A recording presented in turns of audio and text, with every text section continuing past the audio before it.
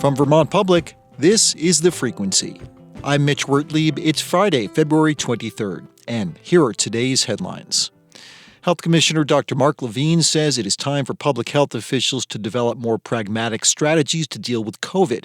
The Centers for Disease Control and Prevention is proposing new recommendations for people who test positive for COVID, including ending a 5-day isolation period when patients don't have a fever and show only mild symptoms.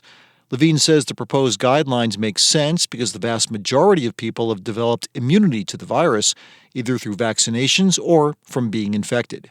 Either way, they have some combination of reasons that their immunity to the virus is different than it was when it first came on the scene. And so we have to acknowledge that when we're thinking about being more practical in our approach to this. The CDC recommendations are being reviewed by the Biden administration. It's been a wait of more than half a year, but Montpelier may soon have a downtown post office. The U.S. Postal Service is considering putting a temporary facility in the center of the city.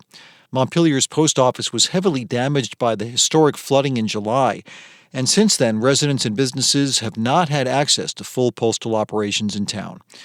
During the wait, they've had to travel to East Montpelier or Barrie for postal services. Sources confirmed to Vermont Public that a space at a 4-story brick building known as City Center is now in the final stages of being evaluated as a potential site. Montpelier Mayor Jack McCullough says the restoration of a downtown post office is a critical part of the city's recovery from the July floods. We're now something like 80% or more of the businesses back open downtown, and we shouldn't have had to wait this long for the post office. I'm glad it's happening. A formal announcement about the project is expected in the next few days. The Vermont Fish and Wildlife Department wants to distribute 180 moose hunting permits to help reduce the impact of winter ticks in the northeastern corner of the state. The Fish and Wildlife Board approved that number Wednesday at a meeting, and the proposal is now open for public comment. The department says moose birth rates are low in the northeast part of Vermont, and many calves don't survive their first winter because of ticks. Wildlife managers hope reducing the moose population will also curb the spread of the parasites. Fish and Wildlife would like to harvest about 10% of the moose population in the northeast corner of the state. And Fish and Wildlife is proposing the same number of permits that was approved by the Vermont Fish and Wildlife Board in 2023. Every year as town meeting day approaches, a familiar debate resurfaces in communities across Vermont. How should residents cast their votes on local issues? Many Vermont towns hold on to the tradition of voting in person, also known as voting from the floor.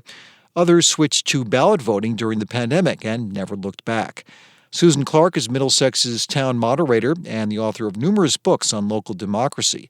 She's facilitated conversations in many Vermont towns about their town meeting day processes. Yesterday, on Vermont Edition, Clark said switching to ballot voting does not necessarily lead to higher participation. I think sometimes we think, if we switch to ballots, everybody's going to participate. And in fact, across the nation, when we ask people about local issues, we rarely get higher than 25% turnout. And it's true in Vermont as well. Last year, in towns that used the ballot system, the statewide average for voter turnout was just under 20%.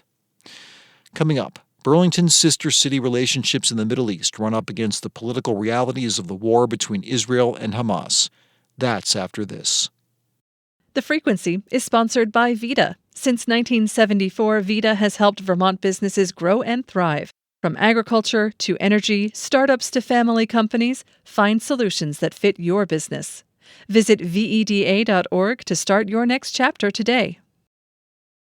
And the Vermont Lottery, which remains committed to contributing 100% of profits to the Education Fund, providing over $500 million total since 1999. Learn about the Educate and Innovate initiative at vtlottery.com. The city of Burlington has sister cities all over the world. Formal relationships between communities based around the idea that when people from different places get to know each other, they can better understand each other as well. Burlington has sister cities in Nicaragua, Mississippi, and Japan. And for the last 30 years, it has maintained what's known as a tripartite relationship with two cities in the Middle East, Bethlehem in the West Bank and Arad in Israel. But as the crisis in the region intensifies, a listener in Burlington got curious. What's possible for these programs today? Reporter Sabine Pooks answered that question for a recent episode of our podcast, Brave Little State. I think if the sister-city relationship means anything, and it means a great deal to me, and I know it means a great deal to you. This, of course, is former Burlington Mayor Bernie Sanders, speaking in Burlington's first official sister city in Puerto Cabezas, Nicaragua, almost 40 years ago. It means that we believe that human beings on a face-to-face level are able to communicate with each other, are able to work out problems based on mutual respect, and that as Americans, we want our nation to be bold and brave, but not with guns, and not with machine guns, and not with napalm. Sister cities as a concept long predate Bernie Sanders' time in office. But in Burlington, it was the progressive mayor who brought the idea to the fore. He rejected his country's foreign policy and saw that policy as a local issue. After all, it was his constituents' money that was funding these foreign wars. From the start, these sister cities' relationships were somewhat subversive. Against the backdrop of the Contra War, Burlington sent humanitarian aid to Puerto Cabezas. The cities exchanged Little League teams, and Burlington donated 20 tons of materials, including medical supplies, which it shipped down by a barge in the midst of the U.S.'s trade embargo on Nicaragua. And then in the late 80s, Burlington added a second sister city in Yaroslavl, Russia. Reagan was telling us that the Soviet Union is the evil empire. Peter Clavel was in Sanders' office at the time. And we said, well, there's certainly some serious challenges that the people of the Soviet Union face. But let us better understand what those are, begin to know these people on a one-on-one basis. You know, we felt that things that were going on around the world were affecting the lives of the people in the city of Burlington. One of those people is Musa Ishaq, a Palestinian man from the West Bank who lives in Essex Junction. So the whole idea here is to create Palestine in Vermont. The sunroom in his Vermont home is a tribute to his upbringing. And this is a lemon tree. So Chris built this room for me to be quiet during winter and not complain. Chris is Musa's wife. They met when they were students in Cairo, Egypt, studying at the American University. And they moved to Vermont nearly a half-century ago, when Musa got a job with IBM.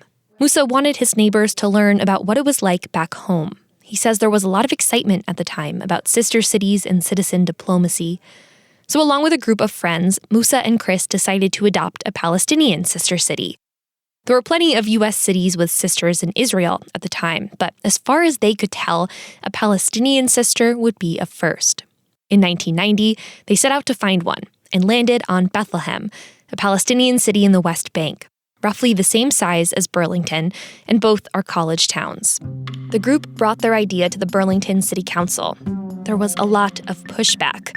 Some worried that adopting the proposal would amount to picking a side in the conflict, or that it was too political. Ultimately, they landed on this.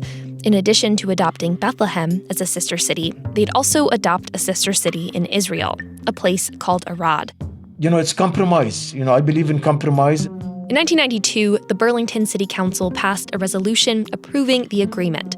And a few years after that, mayors and representatives from all three cities met in Burlington to shake hands and make it official. The Sister City Committee in Burlington has been meeting every month for 3 decades. Over the years, they've hosted Israeli and Palestinian speakers and provided forums and film screenings to spark discussion about the conflict. They also sponsored an after-school program in Arad and sent money to hospitals in the West Bank. And for a few years, they also sponsored students to attend a summer camp that brought people together from all 3 cities. It sounds like you sort of see it as, like, on a large scale, education and people-to-people interaction and, you know, people learning and changing their minds and understanding, eventually that could change the tide. Yes. But that sounds like a slow process. Yeah, it is. It is. Has been 30 years, and if we had any illusions of first producing goodness, we would have been disappointed a long time ago. There have been challenges. Burlington has lost touch with Arad, its sister city in Israel. Musa and Chris wonder if that's because the government there has gotten much more conservative. And that points to a tension underlying the sister cities' relationship. The Burlington Committee says it refrains from engaging in political advocacy, but when the people in our sister cities are so impacted by the politics, what does being apolitical even mean? I mean, we say it's not political, but everything you do with Palestine or Israel is political.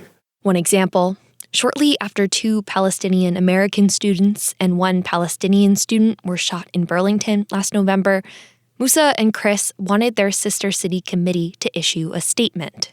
To express our sympathy towards the families and to the students, and also ask for a ceasefire. The ceasefire was an issue. And so we didn't... We decided that we needed consensus, and we didn't have consensus, so we didn't issue the statement. Which is sad. Was it disappointing? Yeah. We were disappointed that we could not issue a statement. You know, all we are asking for is ceasefire to stop killing civilians. That one was a little surprising. We were surprised. Yeah. It was sad, but we don't give up. Because when we started, it was much more contentious. Much more difficult. Much more difficult. If it was easy, we would not have started it. But we just have to keep working on creating progress.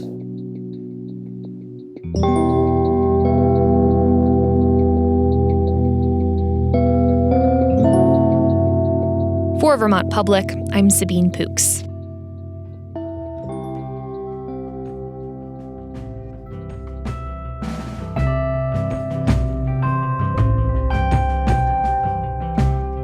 That was an excerpt from a recent episode of Brave Little State, our podcast answering questions about Vermont that have been submitted and voted on by listeners.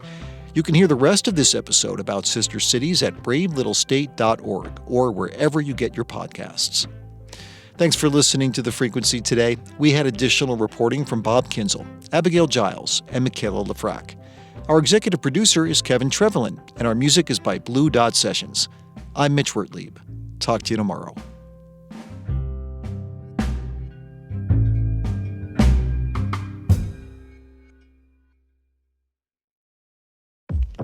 Black perspectives haven't always been centered in the telling of America's story.